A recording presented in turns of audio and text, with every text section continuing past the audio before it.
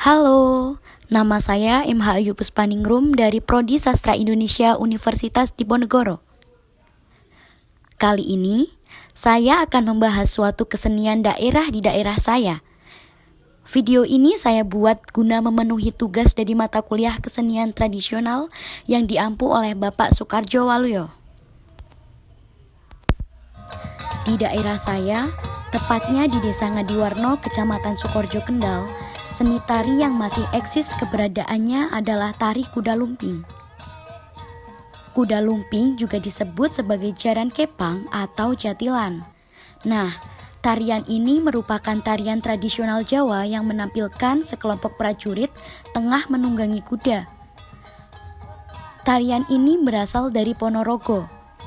Dalam penampilannya, biasanya tarian ini diiringi oleh alat musik tradisional seperti gong, kenong, kendang, dan juga selompret. Kuda lumping punya beragam sebutan dari tiap-tiap daerah. Misalnya, Jawa Barat disebut dengan kuda lumping, jaranan buto dari Banyuwangi, jaran kepang dari Surabaya, jaranan turonggoyakso dari Trenggalek, jatilan Hamengkubuwono dari Yogyakarta dan Jawa Tengah, dan jaranan Sangyang dari Bali. Tarian ini menggunakan kuda yang terbuat dari bambu atau bahan lainnya yang dianyam dan dipotong menyerupai bentuk kuda. Dengan dihiasi rambut tiruan dari plastik atau sejenisnya yang digelung atau dikepang. Anyaman kuda ini dihiasi dengan cat dan kain beraneka warna. Tarian kuda lumping biasanya hanya menampilkan adegan prajurit berkuda saja. Akan tetapi, beberapa penampilan kuda lumping juga menyuguhkan atraksi kesurupan, kekebalan, dan kekuatan magis.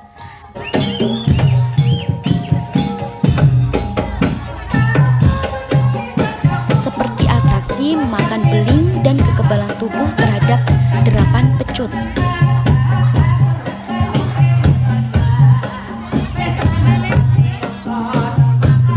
Kesenian kuda lumping merupakan salah satu pertunjukan yang benar-benar mengusung hal mistis di dalamnya.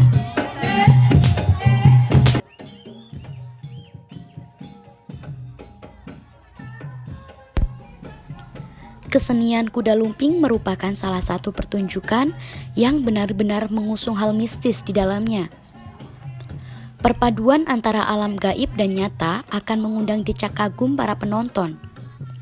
Karena berbagai atraksi yang dilakukan di luar kemampuan manusia secara sadar, seperti memakan pecahan kaca, memakan ayam yang masih hidup, dan juga tidak merasakan sakit ketika dicambuk, dan lain-lain.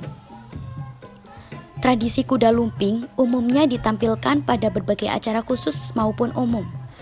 Misalnya seperti pesta pernikahan, penyambutan tokoh terhormat, perayaan hari-hari besar, atau acara syukuran. Fase yang mengandung kekuatan supranatural ditunjukkan dalam pertunjukannya.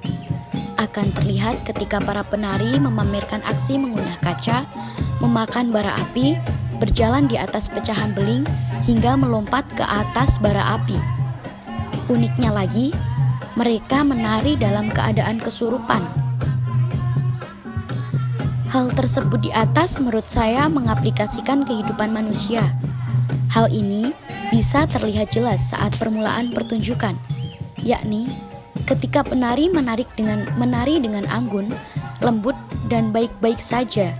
Namun, sesaat ketika roh gaib masuk, sikap dan sifatnya langsung berubah kontras menjadi beringas, liar, dan susah dikontrol. Banyak sekali hal-hal yang dapat dipelajari dalam kita menonton seni tradisional ini. Sama halnya seperti berbagai tarian daerah yang lainnya, tarian ini juga mengusung fungsi-fungsi penting di dalamnya, yang bisa diaplikasikan ke dalam kehidupan sehari-hari, terutama kita sebagai makhluk sosial di tengah masyarakat.